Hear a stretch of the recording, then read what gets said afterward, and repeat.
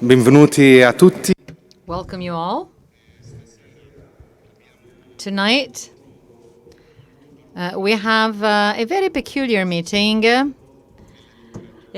meeting on the face in literature and poems. Face and identity. The space where you can get to know somebody. Before giving the floor to our speakers, I want to say that this meeting does not only focus on poems and literature, but also on the real dialogue, because the real dialogue can always be found in the space of beauty. The common language for the whole mankind has always been beauty. Because before beauty, you cannot say this is wrong, this is not true. Before beauty, you are always welcoming. You always welcome others, other cultures, and other people. Tonight, we have with us two very peculiar protagonists. A protagonist that has been as such for a long time, and it is for me, it's been for me very important to understand Italian poetry. He is the poet of the infinite because he was able to catch the infinite in man and to capture man in the infinite. Davide Rondoni. He doesn't need to be introduced to the audience of the meeting. The other protagonist we have with us, I've known him since I was 18. When I was 18, there is this professor coming from abroad to speak with us about the West and the new way to study and understand the culture. Stylism, structuralism, and Dante Alighieri. He helped us a lot, not just me, but he helps tens of thousands of his students and book readers. He helped us all to have a critical approach to our reality. The first subject of this criticism was himself. If we don't want to criticize him, he's angry with us. And he tells us, you cannot generate your life if you don't strongly believe that it's you, the owners of the future. So I'm really very, very proud and excited to be sitting here next to Professor Salah Fadl.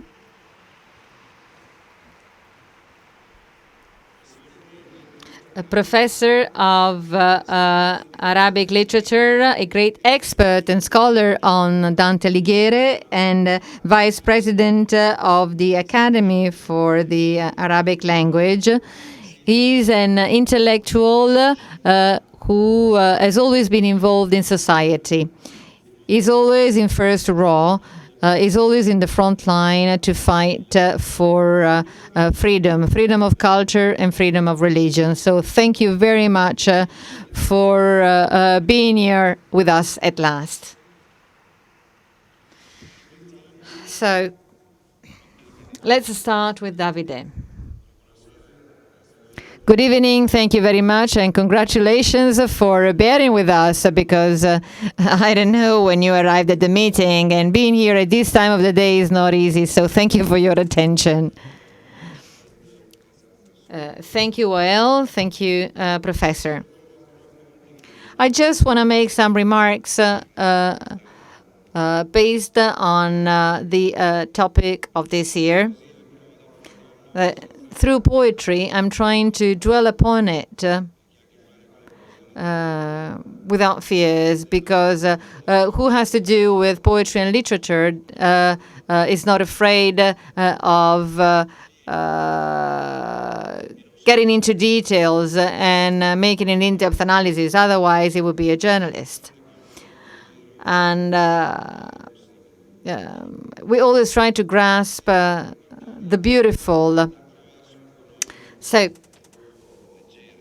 I'd like to make some remarks based on poetry on this year's topic, because the question is somewhat worrying. Is the other a good for me? Can it really create my personality? Is it true that I am born from somebody else's face? Wojtyła, in a text, made reference to the gospel, and the name is everything, and talks a lot about the person. It's a difficult question. And it's very bad to be trivial today, because being trivial leads to more triviality and leads to serious problems.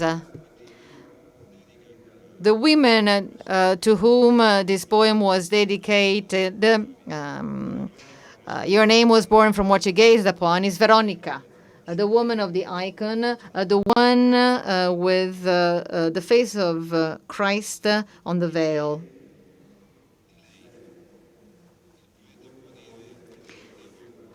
The poet Wojtyła, who will then become a pope, can say with a lot of intensity that the name that for a Jew was everything is born from the face that she was gazing upon.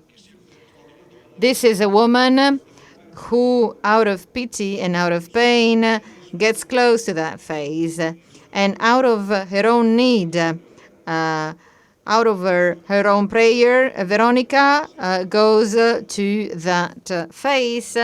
She was following Jesus.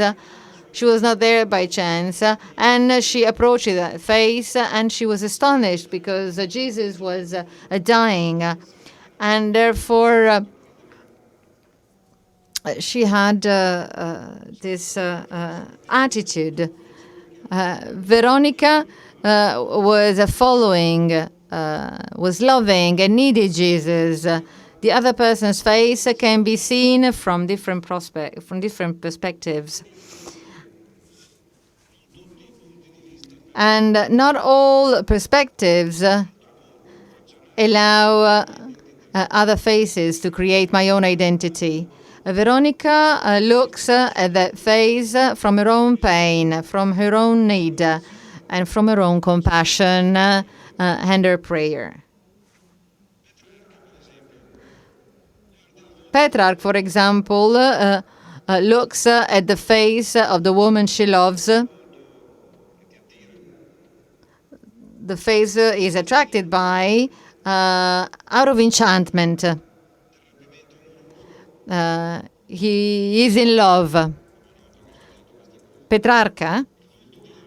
In Petrarca, Laura's face becomes a sort of an idol.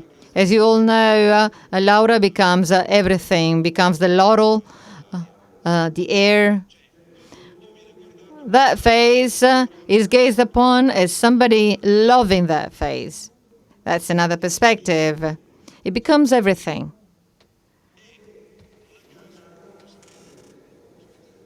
And I don't know whether you have read Il Canzoniere, but this is a collection of poems who has regrets. Petrarca is not happy with his experience, and Il Canzoniere is the tale of this regret. He didn't have to have that idol. He didn't have to look at that face as an idol, because that face hides the real face of truth. This is what Petrarca does in his poem. And Canzoniere is wonderful, but it's regretful love. And that's why I always say that Petrarca is more clerical and less Christian than Dante. Dante follows Beatrice's face. Beatrice is a real woman. We don't know whether Laura existed or not. And he meets a real face in the streets of Florence. He follows her, and we know that. Until he can, because at some point she dies. And he follows this face after her death. He does not accept death, and he follows that face beyond death. He doesn't want to lose it. Not because that's an idol, but that face has been taken away from him from death, for all the poets of the 11th century were taking their women away from them.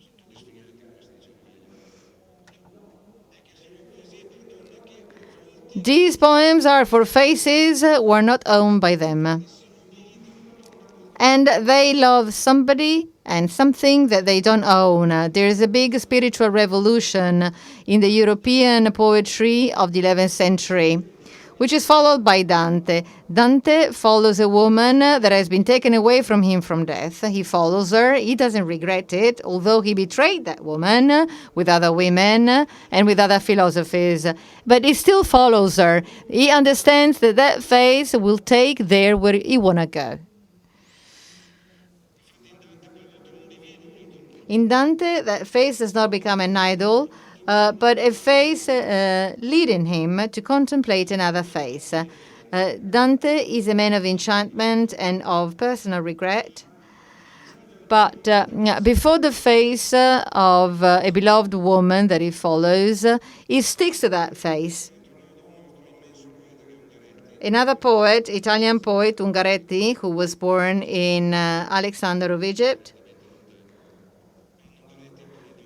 when Ungaretti said about a woman, you are far away like in a mirror. And this is a wonderful sentence. It's like you can touch that face, but that face is away like in a mirror. He can see her, but he cannot own that face. This is Dante's experience and follows that face until the end. Dante follows and writes by looking for Beatrice's face. Petrarca writes because he has to forget that face. And this is the beginning of humanism, as Giussani said. Beatrice's face is a real face,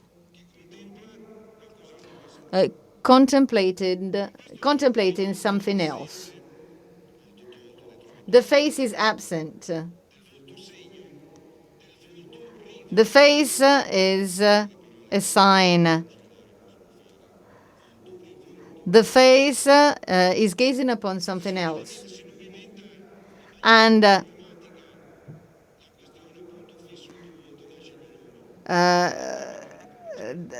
your name was born from what you gaze upon is not a concept that is in line with this. You need to have a perspective so that the other person's face can create your identity.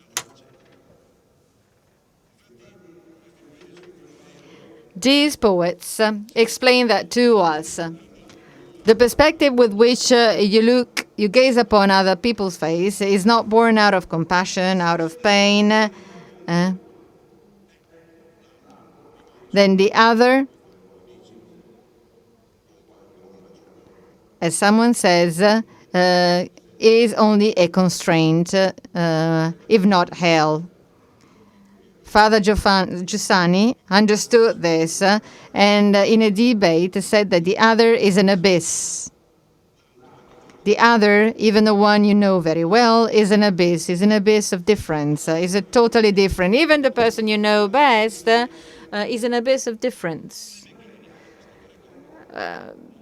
It's difficult. A moral invitation is not enough.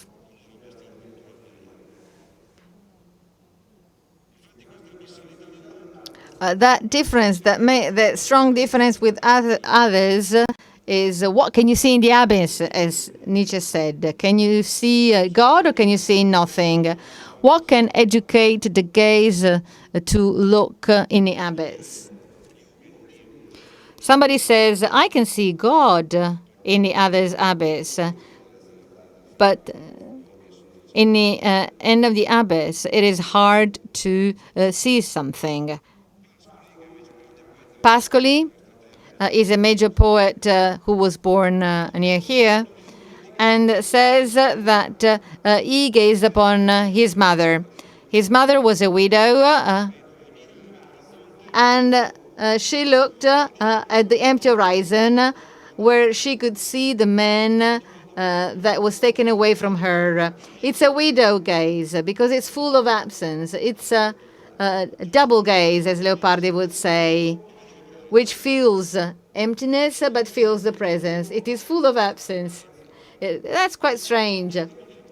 And Pascoli says, my poetical attitude comes from there, because my mother was looking at something in the horizon that was not there and was full of absence.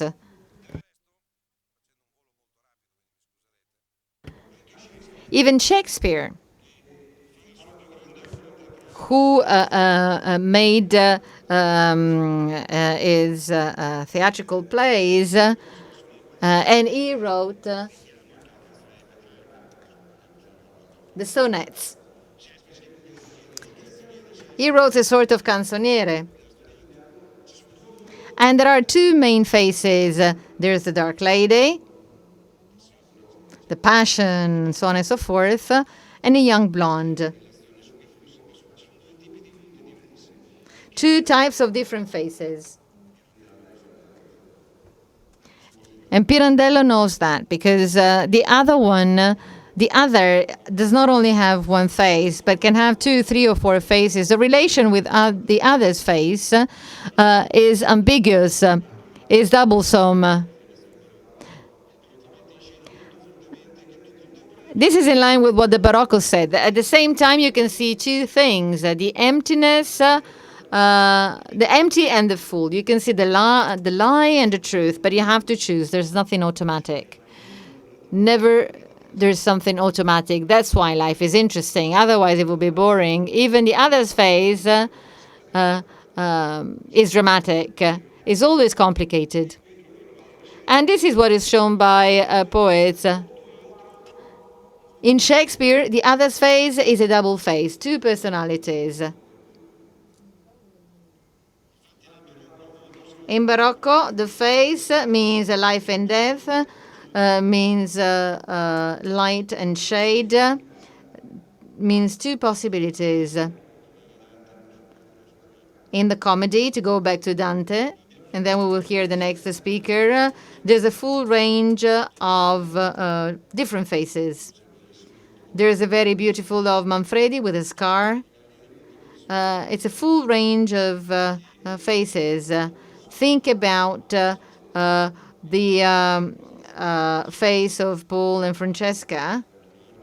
In the Arabic culture, there's the Mameluke. You know, Mameluke comes from Arabic, and Paul is a Mameluke of love, somebody you can no longer understand, and it's the woman who's speaking and not him. In Hell, Dante shows the typical scene of the Mameluke of love, and that comes from Arabic culture, the man who can no longer speak, and it's the only woman speaking. How strange.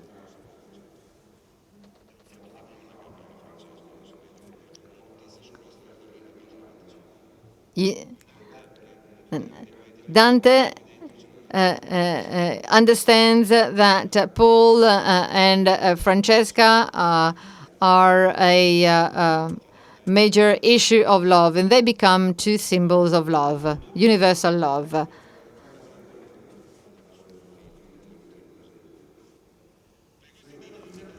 This dynamic of the relation with the other's face is a living dynamic. It's not a mechanical one. In literature, there is many different ideas of other people's faces, absence and presence at the same time. And this face depends on how you gaze upon him. Arthur Rimbaud that's a poet I really love, and Baudelaire, and then I will read one of his poems.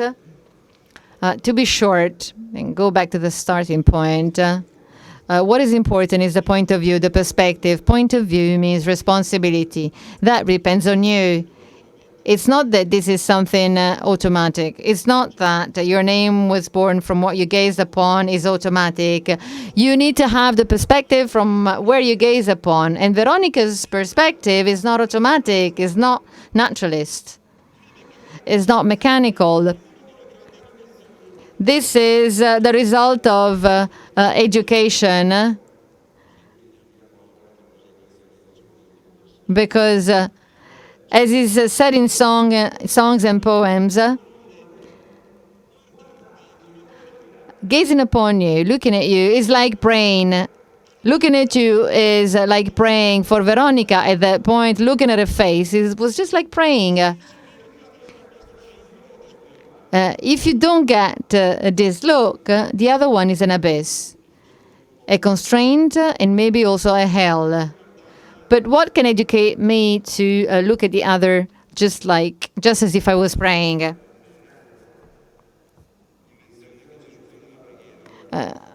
It's not by chance what Jesus said about prayer.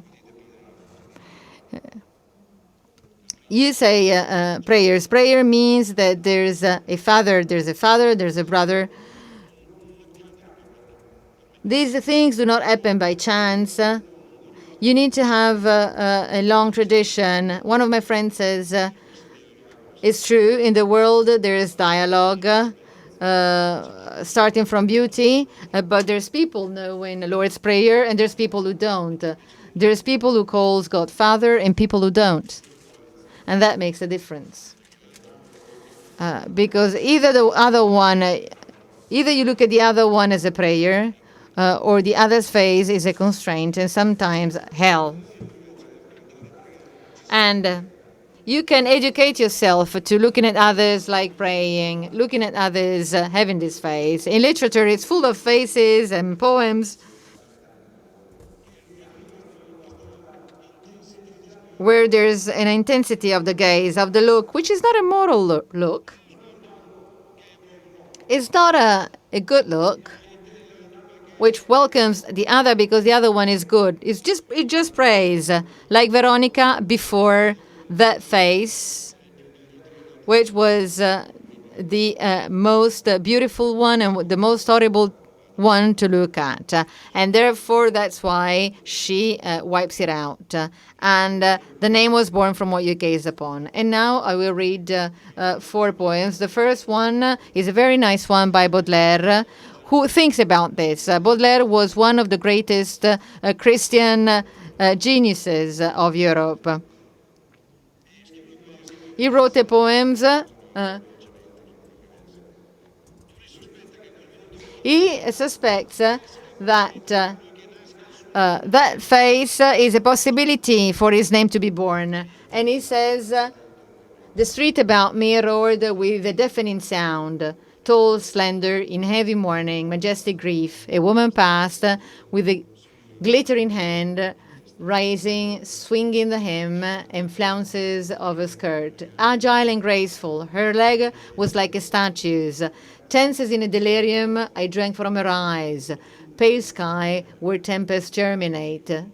The sweetness that enthralls and the pleasure that kills. A lightning flash, then night. Fleeting beauty, by whose glance I was suddenly reborn. Will I see you no more before eternity? Elsewhere, far, far from here, too late, never perhaps, for I know not where you fled, you know not where I go, or you whom I would have loved, or you who knew it. Then I'm going to read a very beautiful poem by Pasolini that was already read here. Pasolini is another Christian genius. While he's shooting the film on the Gospel, Matthew's Gospel in Matera, he couldn't find the right actor to be Jesus. And he was a Spanish guy who played Jesus. And that was the only film that he did. And on those days, he wrote a poem on this, that he couldn't find the actor. a very beautiful poem that, in my opinion, is one of the most correct definition of what Christianism is today. Something is always missing. There's emptiness in my intuition. And it's trivial not to be complete. It's trivial. Never so trivial like in my own anxiety, the fact of not having Christ. One face, which is a tool for something that is not lost in my intuition. Christianity is a face, which is a tool of a work that is not lost in pure intuition, in loneliness. And then it continues. Then there is a poem by Mario Luzzi, one of my masters, and he wrote a very beautiful poem to his beloved mother, where there's a wonderful statement, because he says, in short, oh my mother, pretty much loved, being pretty much loved does not beg loneliness. We all have somebody who loves us, but that's not the problem. You are bad if you don't love. Maybe somebody else can love you, but that doesn't heal loneliness. Loneliness can be healed if you love. That's why it is important to love and not to be loved. You can be loved a lot, but that doesn't heal loneliness. He says, loving makes the world equal, and loving makes you live. And then one of my poems that I'm going to read, this is going to be in one of my next books. And I quote, only what you look among your tears has really conquered your heart.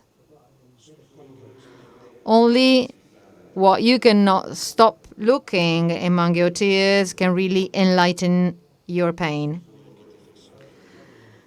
Only what can make you smile among tears, it's worth all your love.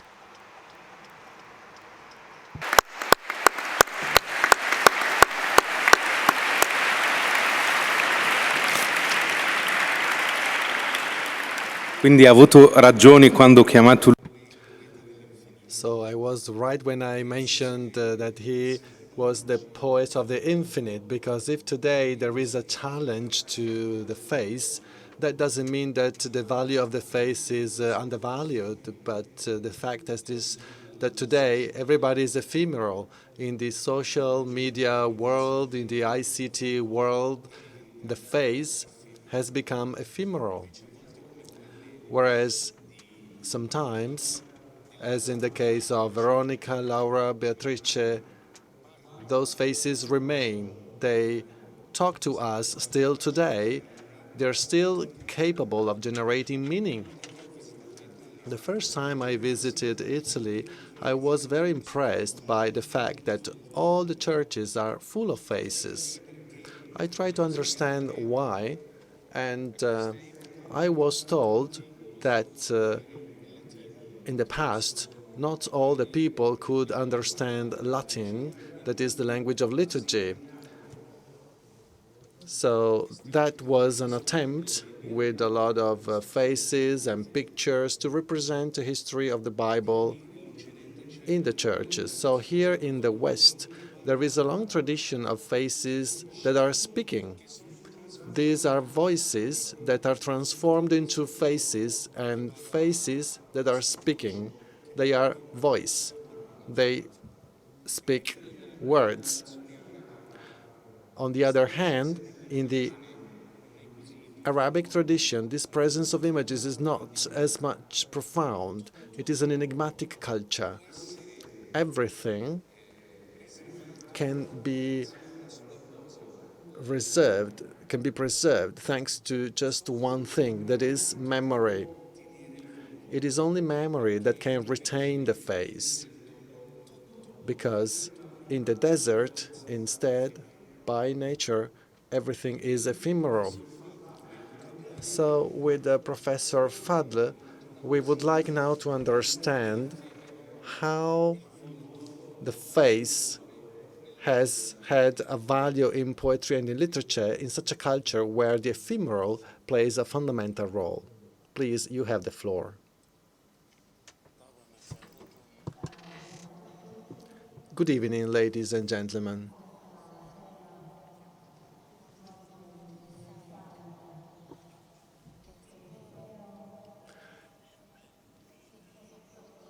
This conference is really interesting, and I hope you can enjoy what I'm going to present on culture that is ever changing, but that at the same time is very close to this central point in the Mediterranean, which is a unifying factor.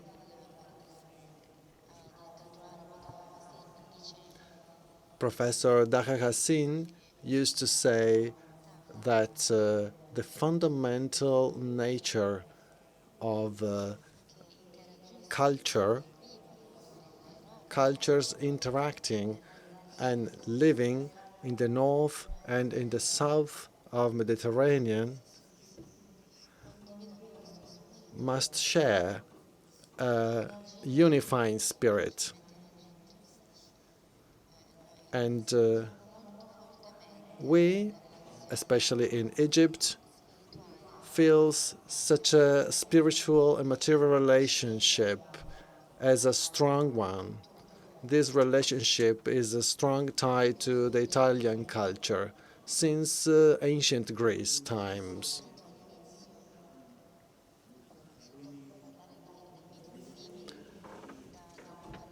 The first time I've heard of the meeting in Rimini was when I talked to my friend Wael Farouq, and then I decided to come. And then I had a chance to meet Miss Emilia Guarnieri, the president of the meeting. I had a meeting with her in Alexandria last winter.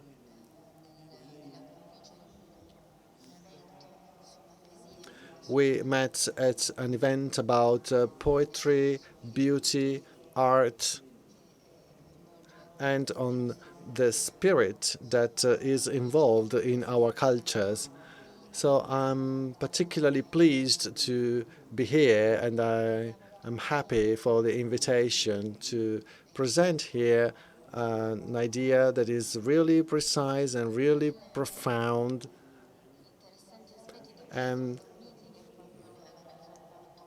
I see one of the most interesting aspects of this meeting is indeed the relationship between the face and the word.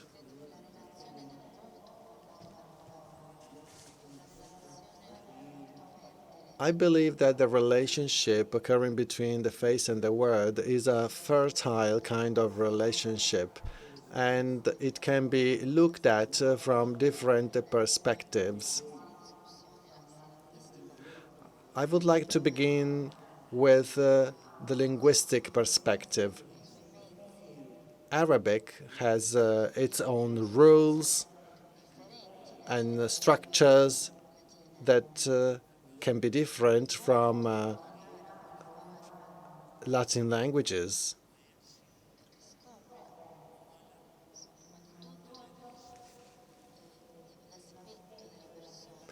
And the face in the Arabic language, first of all, reveals the identity of a person, the aspect of a person, and it refers to the degree of beauty.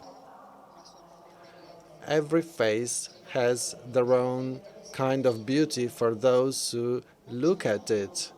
There is no ugly face.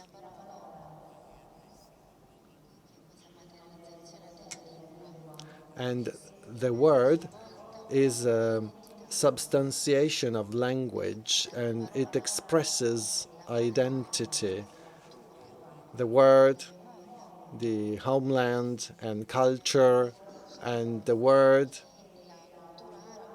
My friend Wael says that the Arabic culture has not celebrated the image enough. But what I say is that it has transformed the image as it can be seen into the image as can be spoken. This is the creative side of the Arabian culture. This creativity has not been translated into pictures, into drawings, but it has been translated into the language, into the literature. There you can find artistic images. Although some peoples that inherited the Arabian culture, such as the Egyptian people, used to have a rich heritage of picture, of images, as we could see in sculpture and in photography and in other artistic areas. So describing the face with the word gives us a set of sensory signs which indicate different signs and meanings. They have both superficial and profound levels.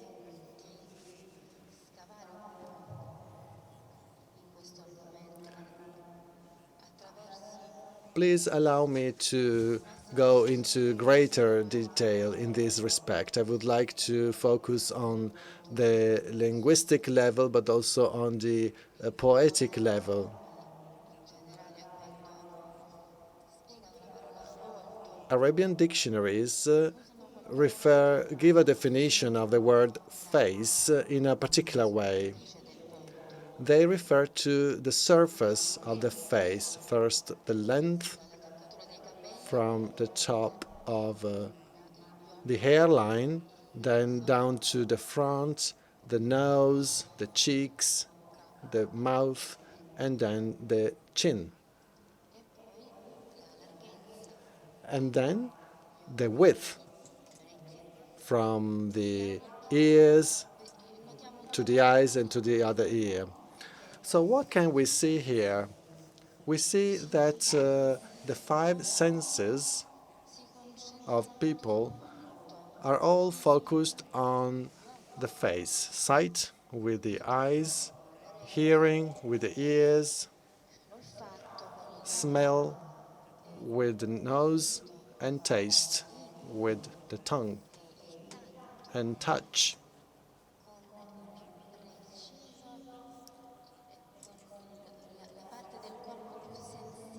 Touch comes with the most sensitive part of the body, that is lips.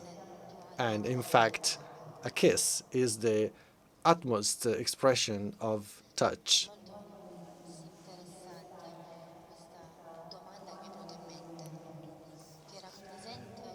This question that has come to my mind is actually very interesting, and it is an interesting issue of modern Arabian culture. Maybe you think this is an awkward question, but it is really important.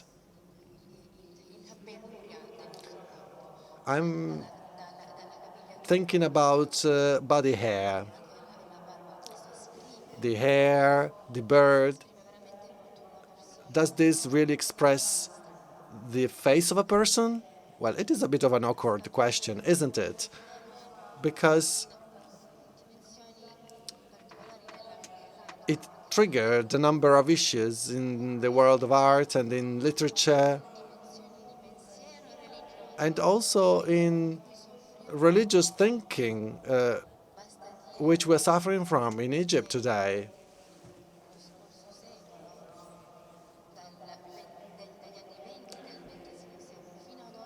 Consider this. Since the 20s of the last century up until today, we are nearly up to the 20th of the 21st century, there's been two strange stages. In 1920, more or less,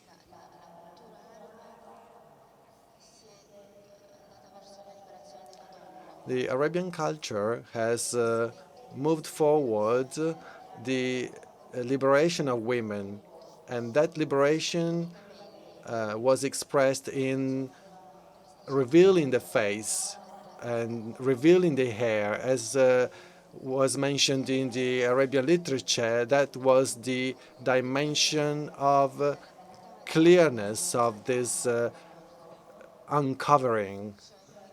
Then, over the last 50 years of the last century, religious currents and political Islam brought this coverage, this covering of the face again and of the hair again, as an image that would go back to the original face of religion. However, this has nothing to do with the essence of a religious belief. And also, having a long beard in men is considered to be a religious aspect too.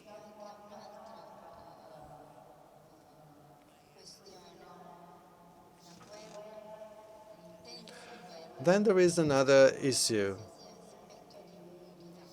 There is a war against nudity by any means. Discovering any part of the body is not admitted. As regards nudity, I would like to refer to Ramon Jacobson's work. In one of his studies in Australia, he took a tour and visited some tribes, some indigenous tribes of Australia, and he discovered that there was a particular group that used to live totally naked.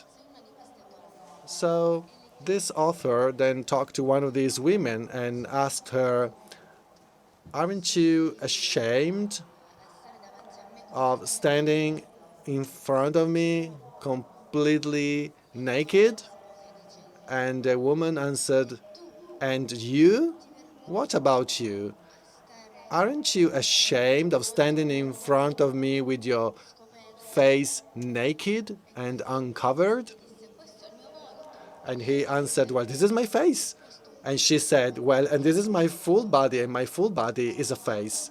I am a whole face."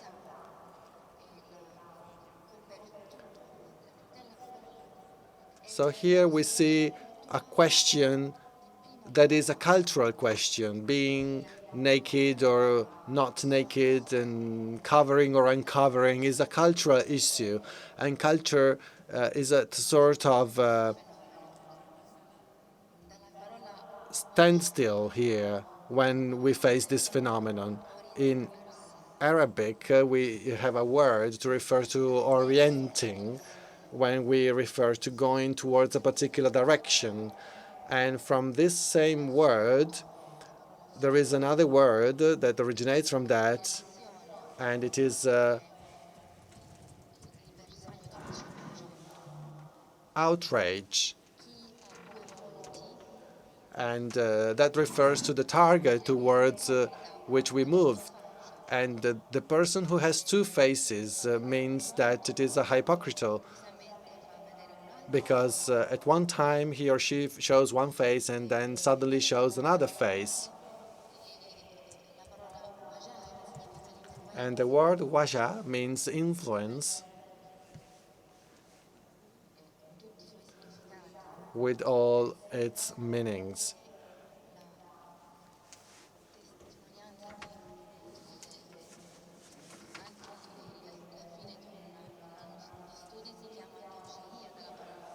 It is interesting that also when a research gets to the end, the same word is used, because then the meaning is that the researcher is going to orient themselves towards a new research line. And our colleague here shared with us heartfelt words, and he spoke very quickly. I can't speak too quickly, so to allow simultaneous interpretation. But I really enjoyed the poems that our colleague read. I also have some verses that I would like to read from Arabian poems that are related to the face.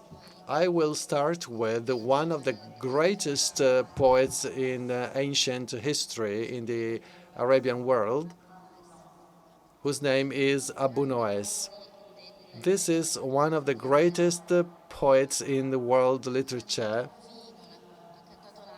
who wrote poems about wine, about alcohol, about drunkenness. And he wrote a lot about drinking, and also in his beautiful verses where he talked about the face, there is one which says, "Your face is increasingly beautiful. The more I look at it, the more it is beautiful. The gaze increases the beauty of your face. The more I look at it, the more beautiful it is. And the more I look at it, the more I find a new beauty. And this beauty increases while I look at it."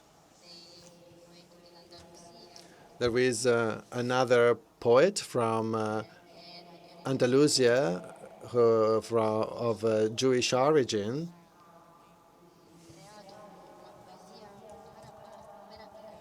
and he wrote a wonderful poem called Moshar.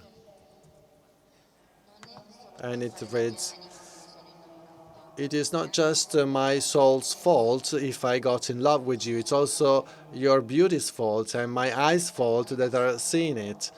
I'm not just the only responsible for my love, but you too, with your beauty, has revealed that to me. So I have to obey to such a beauty and adore it. This love, this interest is a mutual action between two parties, the one showing beauty and the other one enjoying beauty." There's more contemporary poems. For example, Lebanese poem. There is a poem who was also spoken by an Egyptian singer, which reads, "Her eyes taught me to write poetry, and those who gaze with their eyes, they learn how to hurt themselves. If we fall in love, be merciful with us, because there's many looking at us." And then I have here a Sufi poet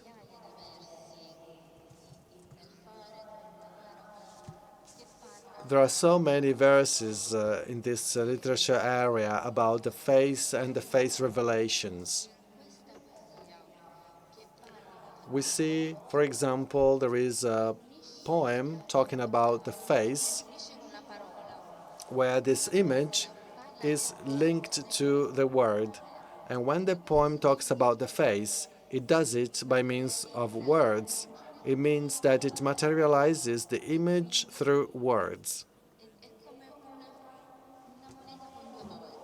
It is a kind of a coin with two sides. So there's one side with the face, with the image, and the other side with the words. Now I have a couple of stories I would like to share and to get to the conclusion of my presentation.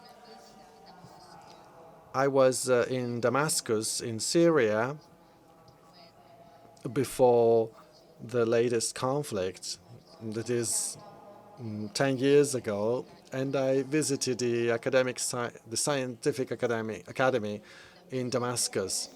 And the president of that institution gave me a book of Arabian poetry, which I had never seen before and never read before.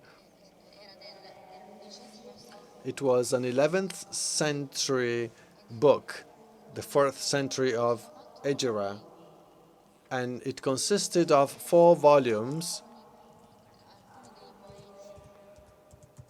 It was a collection of poems by different poets. Nasarina Fer was the poet who selected in these volumes the whole Arabian poetry up until his time. Everything that referred to human beauty was there, and the title was really interesting.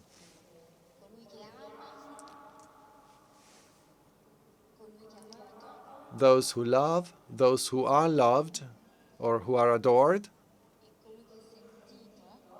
and those who are heard, and those who are tasted.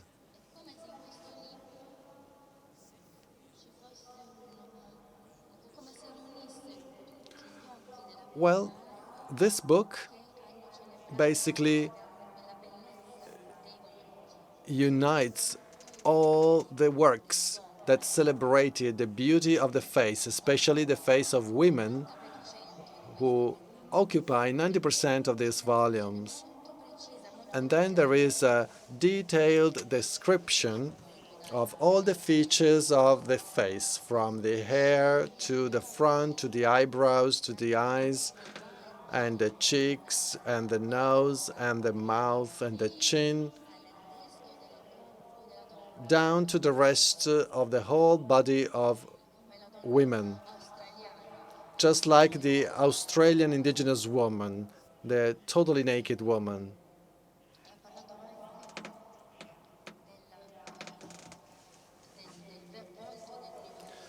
And there is also reference to the face of the universe, when it reveals its beauty in the mountains, in the forests, in the rivers. That is the enchantment of beauty. And then it also refers to poetry when it is written when one is drunk.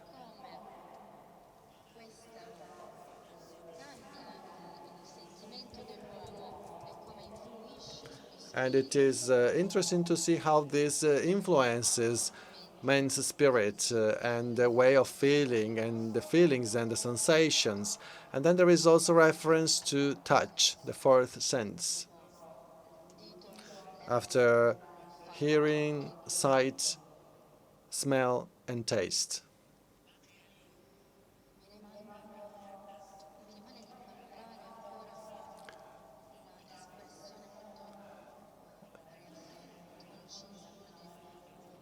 I would now like to talk about an expression in Arabic when we use the word face in conjunction with the word God, and we say the face of God. First of all, I would like to say that this phrase is normally used in everyday life, and it is used in an interesting context. When a poor person comes to a person and asks and begs, the words he or she uses is, "Give me something for the face of God." That's an expression that is commonly used.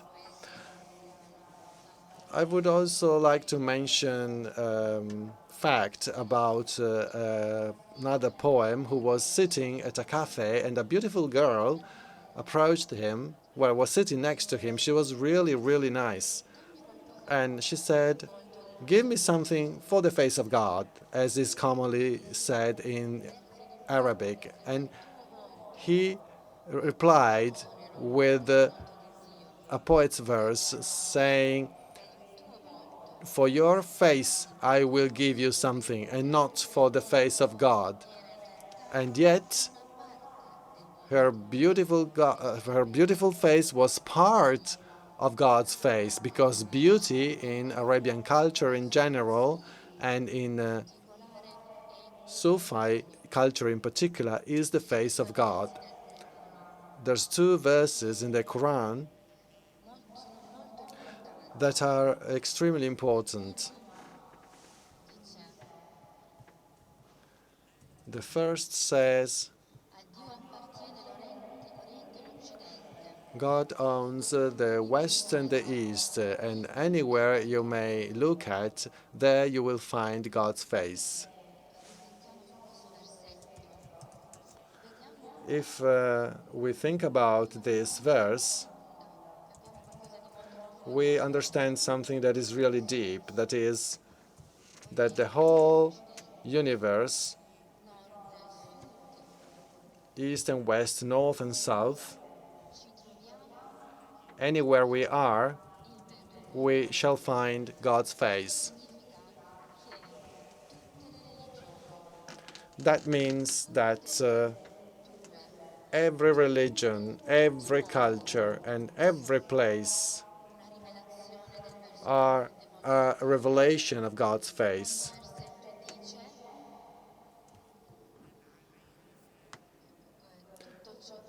And the other verse says,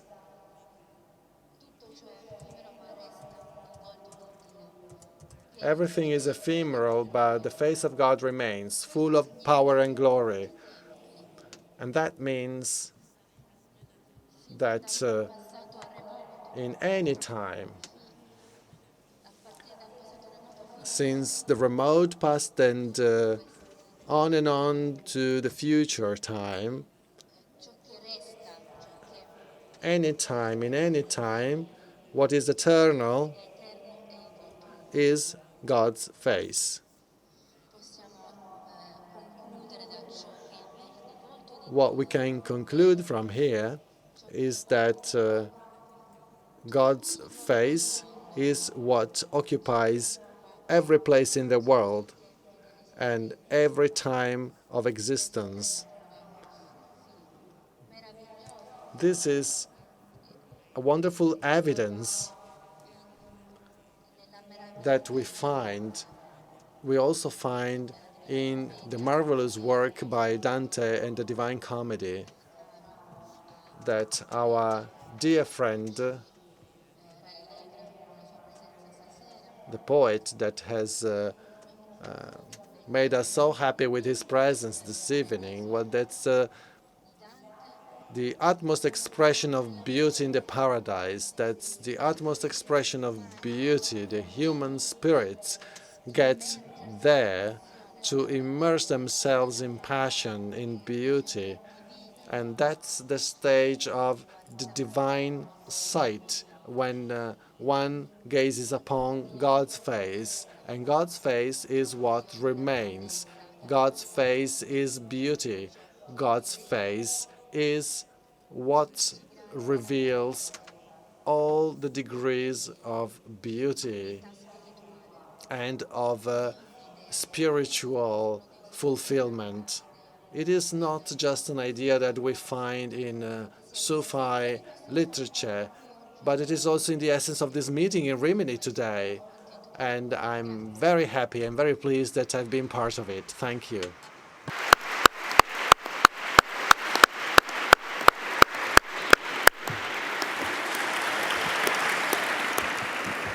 Il volto, come ha detto Davide, As Davide said, the face is the space of the human drama, of the human complexity. And as Professor Fadl also said, the face has been the space for whole human senses, has been the space for the cultural battle of Arabian culture in the last century. And in Arabic, the face of God is beauty. In paradise, looking at this beauty, this face of God is means to be at the highest level of paradise. Now, the two speeches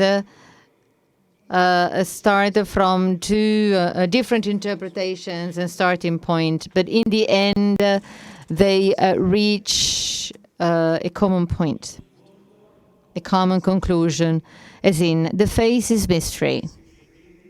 Because you can see it, you can gaze upon it, but the meanings are infinite. Its meanings are endless. And mystery is a word that really strikes me a lot in the Christian tradition. Why mystery? Because each one of us is called upon to meet mystery, because every meeting with the mystery can generate a new meaning,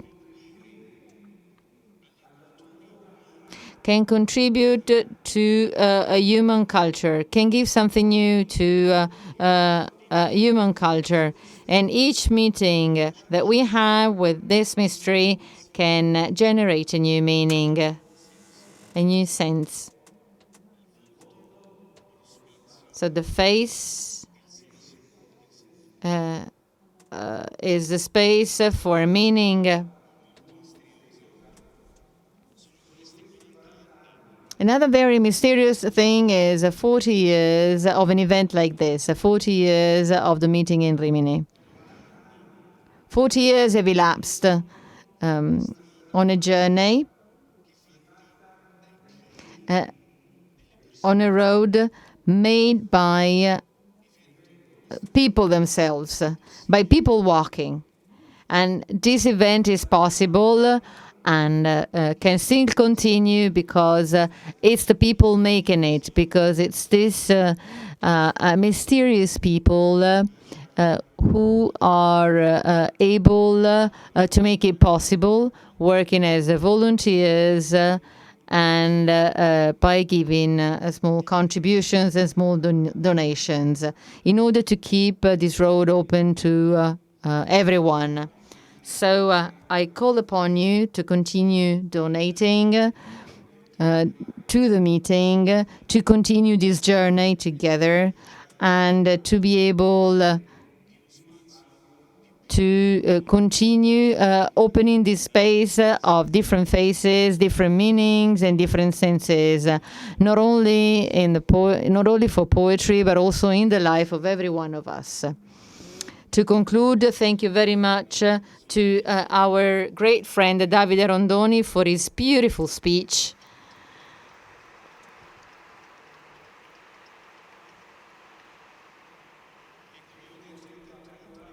He really grasped the infinite. He really showed the humane side of the infinite. And thank you to Professor Salah Fadl for talking about the face in Arabian culture and its importance. In the end, thank you very much to all of you who are here with us tonight, for your passion, for your interest in understanding more about the faces, the different faces of human culture. Thank you very much to you all, and good night.